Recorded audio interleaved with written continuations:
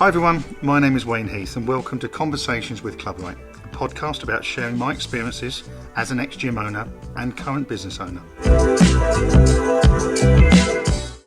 We're at a really exciting time where the UK fitness and wellness market is worth over £20 million. So now really is a great time to start thinking about what you can do to make things better, or even starting your own fitness business if you don't already have one. We talk about topics from retention and driving membership sales all the way through to improving processes in your club and even interviewing the occasional guest. So get yourself comfortable and let's get on with the podcast.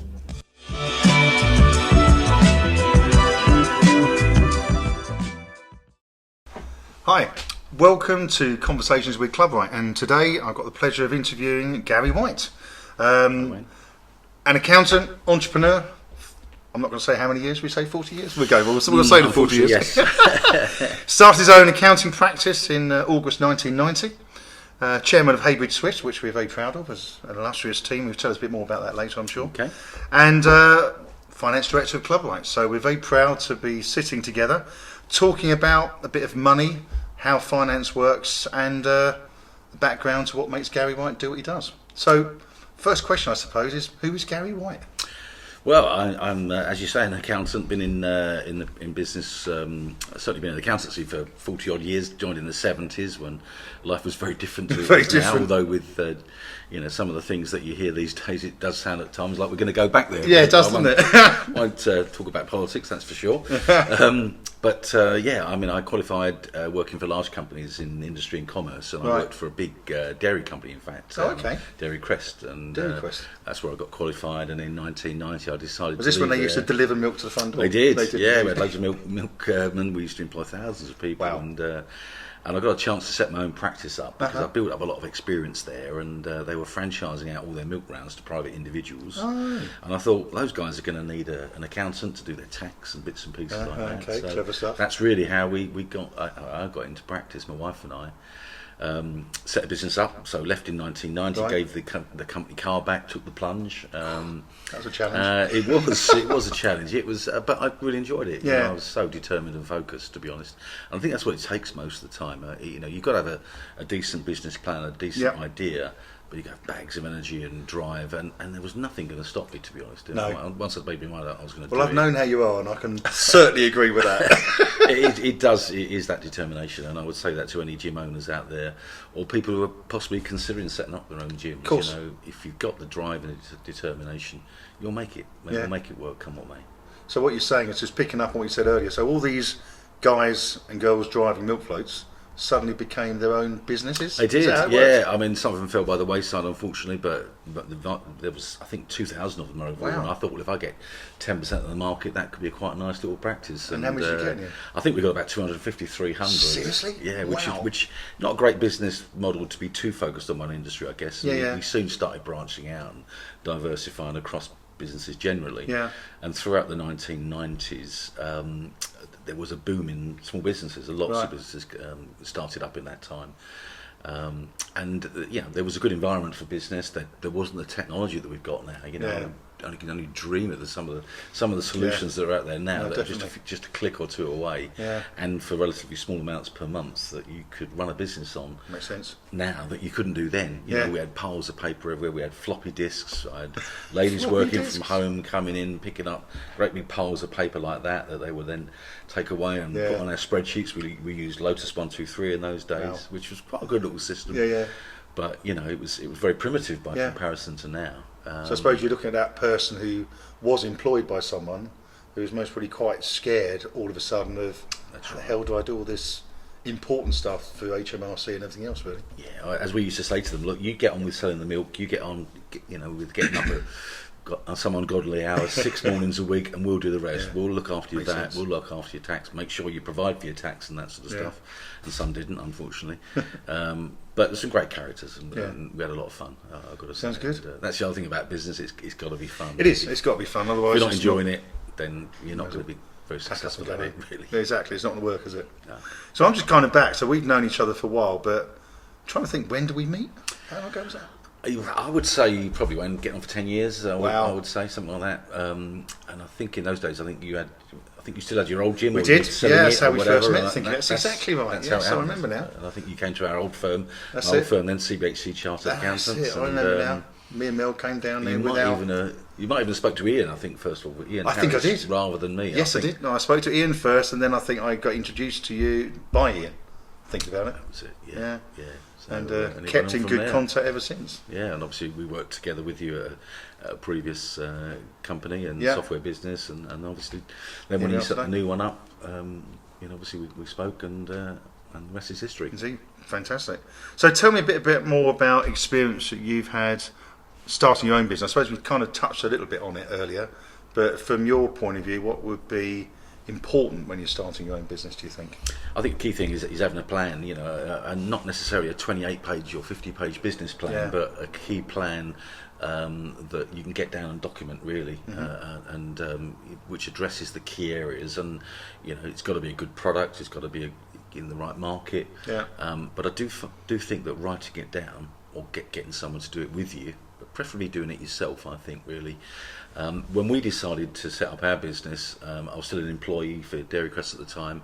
I remember having the idea, driving home on the M25. Right. I used to drive for an hour to get back home to Ongar, it was in those days, in Essex. And driving back, and had the business idea, told my wife, and she was actually quite supportive. I remember that night feeling really excited and go out to bed reluctantly at midnight and not being able to sleep. I can imagine. And I actually got up. I probably slept for about half an hour. Really?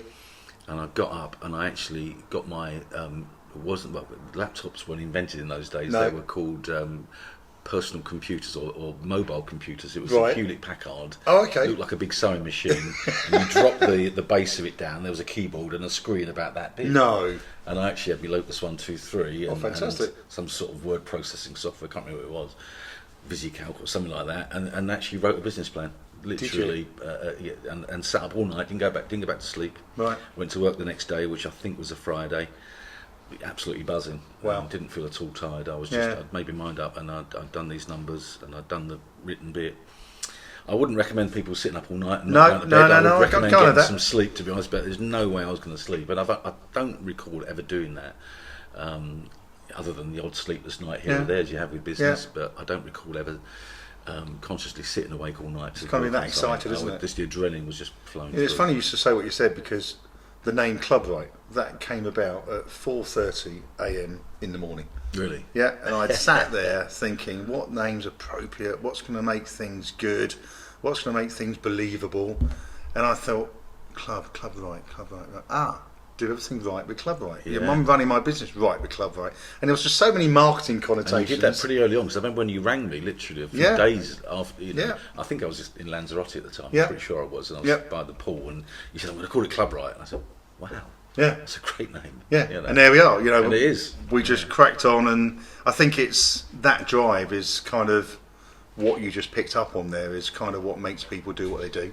Yeah. And then it's that immersion into being convinced that you're on the right path and you're going to deliver it. But the planning bit I really find interesting, because planning it, and I know working with you that the planning of that business and everything you do makes it know where you're going to be going. If you don't plan it, you can't benchmark if you've been successful or not. That's right. I think without a plan, it's like sat navs now, isn't it? We wouldn't dream of going somewhere we don't know where it is without a sat nav now. We'd always do that. Well, why would you do that in business? Why would you not have a clear? It's taken me some weird ways sometimes, sat nav. I've once been on the Green Lane in Kent thinking I'm never going to get on the Tame Road, and I did. Yeah. So it did get me there, so the plan worked. No, it does. And a business plan is a bit like a business sat nav. It doesn't have to be massive, it doesn't have to be incredibly detailed, but it's got to be something that you're happy to refer back to and update and tweak. And do you think it's obviously it's always evolving, that's for sure. You just absolutely. mentioned tweaking it, but at the same time with the business planning that we have for ClubRight, we get together and plan for the following year, but we have got a plan for the next 5 years. That's right. So would you suggest it's always good to have a plan of more than a year? I agree. Absolutely right. Yeah, I mean, it's funny. I noticed in accountancy about 10, probably 15 years ago now, I found a bit of software, which is a Sage product called Sage Financial Forecasting. And I actually fell in love with it. I thought, yeah, this is great because you can sit. And the reason I fell in love with it is I sat down with one client in particular who was never that interested in his year-end accounts. Was always, and like a lot of clients, a lot of entrepreneurs, they're not interested in history. They're interested in the future. Yeah, of course. You can't change that history, but you can change the future. Yeah, totally. And I just saw him light up when I showed him exactly where his business was now and where I thought he could take it, roughly speaking, just by tweaking a few little variables like 20% growth in that year and 10% that year, and the margins going from 18%. So sort of manageable, just little targets. tweaks like that. And I said, well, if you achieve those things, here's where you are now, P&L and balance sheet wise, and here's where you will be. And he was like, I just saw the interest in his face. He was like, wow, that's fantastic. I'm going to do that. Yeah. Anyway, every time we then met each quarter afterwards, he would then get his results out and wheel his accountant in, and we'd look at where he had progressed in relation to that original plan, because we broke it down month by month and stuff like that. And it changed his life, and he doubled it. In the end, he doubled. Wow. You know, he thought he'd get the business. It wasn't 20%; it's double. He thought we'd get it to 10 million. He got it to 20 million. Good God! And much more than that. That's phenomenal. I'm not saying that was all down to him looking at that forecast, down to your plan. But it gave him some milestones and some targets, and it really made me sit up and listen. And someone a year or two after that said to me, as an accountant, you should be trying to work in the same time frame as your clients. Yes. He said 90% of accountants work 90% in the past and 10% in the future. Okay, it's all historical stuff. Business owners work 90% in the future and 10% in the past. That's such a good point. That really is a good point. Well, why don't we just position ourselves as a business always in the same wavelength as the clients? And be proactive and do all the things that we know interest them. Yeah, we still got to do the other boring stuff that they don't really value. But it's all right, like the boring. You've got to get the boring stuff right to get the interesting side of things. You've got to do it. Yeah. And that was life changing to me. So that was one of the best bits of advice. Honestly, that really is an interesting one, because you're totally right. You know, the accounting side of it, what's been done is done. I know what I did last month, and you could argue it is a bit boring in a way. But where I'm going is the bit that excites me. But you've got to have recorded it correctly in the past to be able to forecast in the future. Yeah. One doesn't work without the other. Yeah. And I guess to translate that into one sentence really is to really say, well, don't be product led, be market led. Yeah. Serve what the market wants, what the clients want, not what you've been trained to give them. Of course. You might have been trained 30 years ago to give them that product. Yeah. In the accountancy and law, legal professions, it's changed. Absolutely like that. They want different stuff now. They want more proactive stuff, and they'll pay a premium for it. Therefore, why would you not want to do it? Yeah, because it seems obvious to me. Well, it does, but it's like anything. If you don't think about it, what is obviously right underneath your nose is the bit that's important to people. That's right. So let's change the subject a bit. What's it like being the chairman of Heybridge Swifts? I mean, that's pretty. Football's a big thing for you, Gary. It is, yeah. It's been and you know that football's not something I totally understand very well, but I do come along and attend matches and support it. And my son loves it, and I haven't got a clue what offside means. I'm still 10 years down the road of him watching my son play.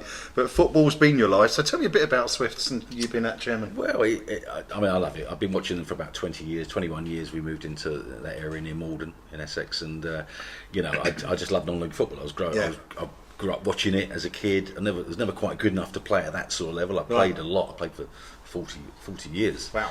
And went along there to the Heybridge Swifts, and I just thought it was what a lovely friendly club. Carried on watching them, and then a few years down the line, probably 5 years ago now, they approached me because they needed their accounts sorting out, and so we got them onto zero, of course.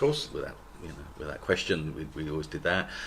And then a few months in, the existing chairman there said he was looking to move out the area and stand down, and he was going to put my name forward to take over from him. And so I took a long time considering it and thinking it through, at least 30 seconds. And I also said I will speak to my wife about it. Yeah, because, that was 31 seconds. Yeah, that was 31 seconds. And she said, "Well, am I going to be able to stop you?" And I said, "Well, not really, no." But I thought I'd just mention. She's a regular attender every. She's brilliant. She comes to all the games. Twice, 3 times a week. Yeah, absolutely. I mean, in fairness, she'd had the experience before. She when we first met 30 odd years earlier, I was a football nut, so that was never going to change. And I'd been a director of Colchester United for 2 years back in 2008 to 10. So great experience from that. That was part-time non-exec role. So I'd picked up a lot of experience from that I was keen to then apply to the non-league arena. Yeah, of course. So I've had a great time. I mean, 3.5 years now. Stressful. It can be difficult. last night we played against Sudbury. Lovely, great game of football. Yeah. We lost 1-0. Oh, no. Frustrating, annoying. That's the first loss in a long time. It is, yeah, but we're up near the top of the league. If we'd have won last night, we'd have gone top. But these things happen in football, and you have to move on and accept defeat. And the better side won. They were very good. They played really well on the night. But I love it, and it's a juggling act, making sure you got fans coming in, making sure the books balance, and you've got the money there. And but we've had some great successes, and I wouldn't change it for the world. So, in terms of that expertise of you playing football, chairman, do you think that team ethic is something that's really important in business? I think there's some huge similarities between business and football.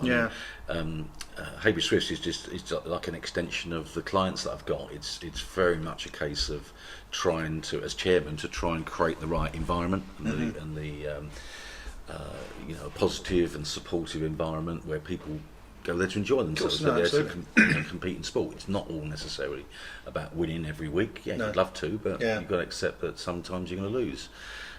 As a club, we've got 21 junior clubs as well, so it's a very healthy and great way for young people and of all ages really getting involved there, and the health and fitness that provides. Of course. The camaraderie, the team, and all the different team ethics and the parents. It's a great community there, and it's a real privilege to think that I'm chairman of that, and hopefully a lot of the experiences and the knowledge I've brought from the business world I can apply to you can the see that football how world. Swifts have changed in the last few years. About that. I'd I'd like to think we're doing better. We've still got some way to go, and it's like any organisation. As soon as you think you're there and you've made it and you're perfect, then you're dead in the water. Yeah, I mean, it's a bit like us, I look at, as a business, we've got the people out the front there as the strikers making things happen. You've got the middle ground protecting it. Then you've got the goalkeeper making sure nothing falls out of the net that we get upset anyone along the way. That's right. Because as a business, you need those people in the right places. So, it's a lot of interesting analogies. So I've learned a lot from you in that regard to say,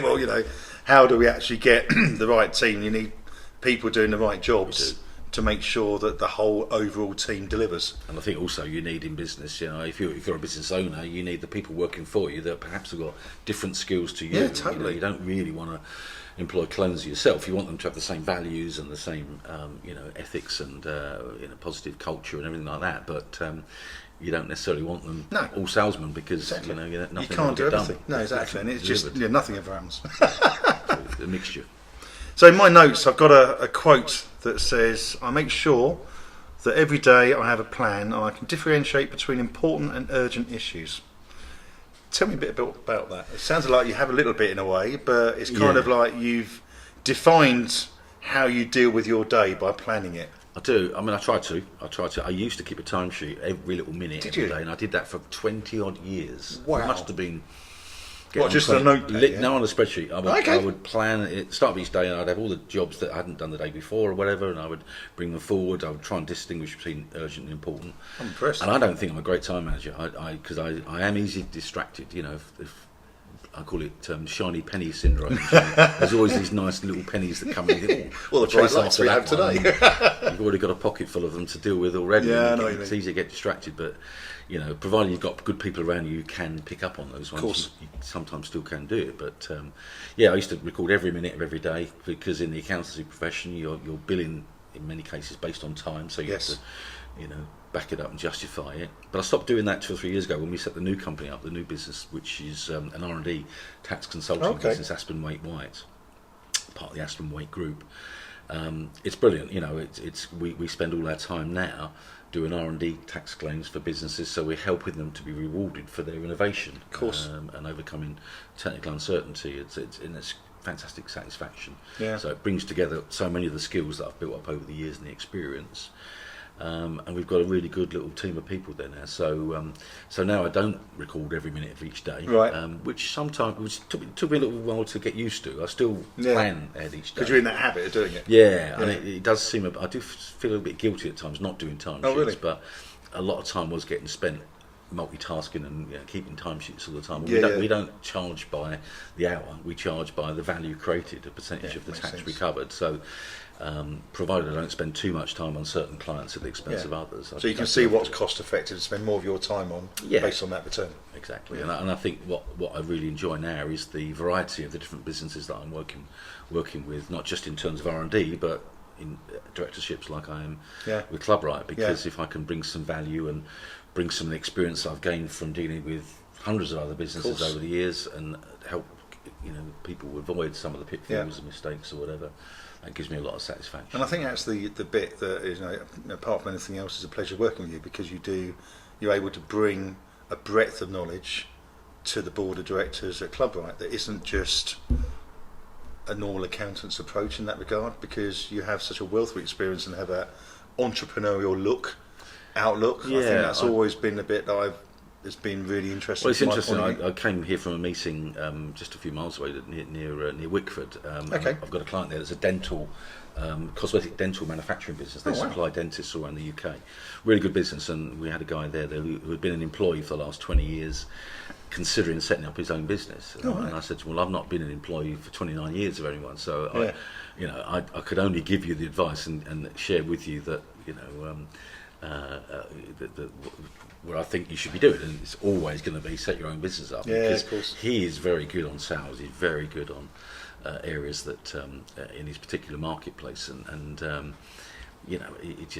he's worried about tax, and he's worried about compliance and those sort of bits and pieces. And other things that are scary to you. He was scared of that. And I said, well, look, I said those things you can buy in, or they're not that difficult. I said the most hardest thing is selling a product, delivering a service, keeping customers happy. I said, you can do those things, and he does that. He's done that for years in an employed capacity.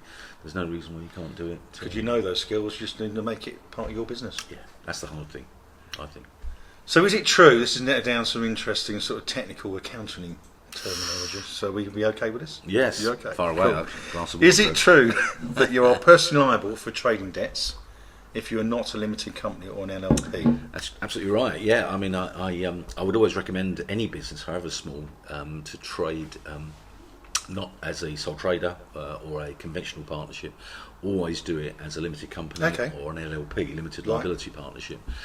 For that reason, because if you have a business and you have the misfortune that business goes bust or whatever, or ceases trading and has got debts or whatever, and if you're a sole trader business, you are personally liable. Right. Okay. So like everything. Any equipment you purchase, a lease on a shop or a building. Yeah, personally liable for everything. And I've seen some awful cases. One or two people over the years that have had that, and it's very sad to see. Whereas a limited company, you and the limited company that you own or control or whatever are two separate legal entities. And that limited company, correct me if I'm wrong, could be one director, couldn't it? Absolutely, doesn't have to be more than one. And I think that's where some people get confused. Yeah. Shareholders go down that sole trader route because it's just me. Yeah, absolutely right. Maybe think it's not even available to them. You did used to have to have two shareholders, two directors, but that changed probably 15, 20 years ago. Right. Now you can have sole directors, so you don't, and you're not prevented from being a limited company, of course, because of that. And apart from anything else, there's still some good tax benefits from being limited compared to sole trader. You get, you will pay less in the way of tax if you structure it in a way to the way you extract the money out, and any accountant will Any explain top tip that. on that sort of along that line? What I would say is don't take it as a salary, take your money out as a dividend. Okay. Pay yourself a relatively small salary on that utilises the personal allowance, and make sure that you pay at least some national insurance to protect your benefits and stuff like that. It's about 8,000, 10,000 a year, whatever. And extract the rest as dividends. You'd have to wait to the end of the year. You've got to be making a profit to be able to take dividends out. Yeah, that kind of makes sense. Most people hopefully are. So that's the key. That's a big. And they're the kind of things that people worry about, isn't it? Yet again, how do I make sure that I can make myself tax efficient in my working? So it's the extra benefit to me of taking that leap of faith to create my own business is that kind of benefit, and that's what you can get a chance to grow. Yeah, absolutely. I mean, I think there's lots of advice out there. Oh, I'm sure. There's much more advice and help and online. We've got this thing called the internet now, which wasn't there in 1990. Was it not? And, you have to go to the library and get books out, and there weren't that many other small businesses really. It's interesting you mentioned the internet though, but how easy is it to find out what you need to know? It's incredible. Yeah, it's ridiculously easy. And I'm a bit of a knowledge junkie. I do love, googling things and people. You do send me links regularly, so I do. I'll go along I'm sorry. with that. No, they're always interesting. The TV and I think, that would be interesting to that client. EastEnders. Oh, there's one from Gary. I need to, yeah. But I usually have to put EastEnders on pause because it's recorded, because I'm usually working so late, and I can read it. I can't watch that. That's a mission. That's a bad admission online. As a business owner, what would be the best piece of advice you've ever been given? Well, yeah, I've had some very good bits of advice, and you tend to take advice from people who have been there, seen it, done it, and there's some great people. And the best bit of advice, I think, probably actually stems back. It's just general time management advice, and it was from a guy called John Harvey Jones, or Sir John Harvey Jones. Oh, yes. Now no longer with us, of course. Yep. He was a fantastic businessman. He had a couple of good programs, I remember. He did. He had a program called the Troubleshooter. That was it. To go into Yes. business. He used to run Yes. ICI. So ICI was one of the biggest companies on the UK stock market. Massive petrochemical company. He ran it. He used to be a naval officer before that. So he had a great career in the naval, and he was a great leader and wrote some good books. And he had a saying which I thought summed up pretty much not just business, but any leadership, any management role. And he said, "Only do what only you can do." And when he said that, I thought, what's he talking about? But when you break that down, what he's saying is that if it's something that you've got to do that someone else could do, delegate it. If you've got some people working for it, get them to do it. Even if you're working on your own, could be there's a bit of technology, a bit of a system out there. There's something you can automate it. Of course. I was talking to this guy today. He was talking about raising invoices. Why do I do that? And collecting fixed monthly fees from companies. Yeah. Well, the system will do that for you. Xero will do that. Yeah. You've got to worry. You can set up Go Card or something like that. It will collect the money for you. Absolutely. You've got to worry. Exactly. You can believe it. So there's things like that. So, only doing what only you can do doesn't necessarily mean delegate. It does mean delegate, but if you haven't got staff to delegate to, look at outsourcing it or systematising it. And it's an interesting point. Things like outsourcing is, and with the advent of softwares like Xero is a good example, because there are plenty of accounting firms using someone like Xero that make it very easy for that business owner to manage the information they need to produce to their accountant. Yeah. As opposed, and you'll remember this, I'm sure, as opposed to this great big box that turns up once a year, and you're thinking, full of dread, what am I going to do with this box of amazing. paper? When I look now at the software like Xero, and Xero is superb. I found Xero about 6-7 years ago at a conference, and I just thought it was wonderful. I thought it was absolutely brilliant, and still think that to this day. And I'm delighted that ClubRight have become a Xero partner. There's an API link between the two, which is absolutely brilliant, a major move forward for us as a business. And I think back now, if Xero or something like that was around in 1990 when I was starting up, we wouldn't have had 200 clients, we'd have had 2,000 Exactly. clients, because we'd have been able to handle a lot more with that technology. But it's amazing how it changes. Literally, if I get a receipt, I can take a photo of that receipt, boom, done, finished. Absolutely. And you can it's not lost then. You can the ease of linking software now, and I'm delighted to see that the ClubRight connection with Go Cardless and that sort of stuff, and technology, it all talks to each other. So there's a lot that you can delegate and reduce the amount of time there to free up your time for the important stuff, the client-facing stuff, to sell things and make money and run the business. Profitability, basically. Absolutely. So I guess we're coming towards the end of our questions now, which is interesting. So, based on the fact that our fundamental customers are independent gym owners, what would you say the best piece of advice you could give to a gym owner right now? Well, apart from buying ClubRight immediately. Well, absolutely. If you haven't already done so. Clearly, really good advice. Have you got that? There's so many resources out there, and I think staying close to your customers. I think I saw a presentation the other week, and it was about lean management systems and this sort of stuff, and I thought, lean management, and it's Japanese sort of stuff, and I thought, what's all that nonsense about? But the lady who delivered it brilliantly, I've got to say, and she said, structure everything, all these systems and processes in the business should be structured around the client. Right. Make the client experience as easy as possible, as pleasurable as it is, make it easier to do business.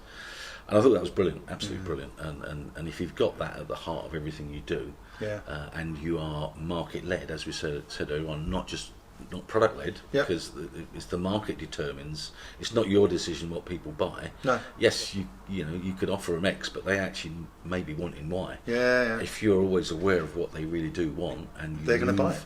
and adapt your processes and products and services to meet that, you'll be very successful. I've seen examples of businesses that were product led, and in fact I worked in a business that was very product led. Really? The accountancy Yeah.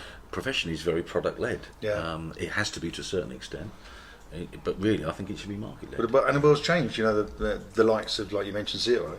Things like the bookkeeping is kind of almost removed to a larger extent.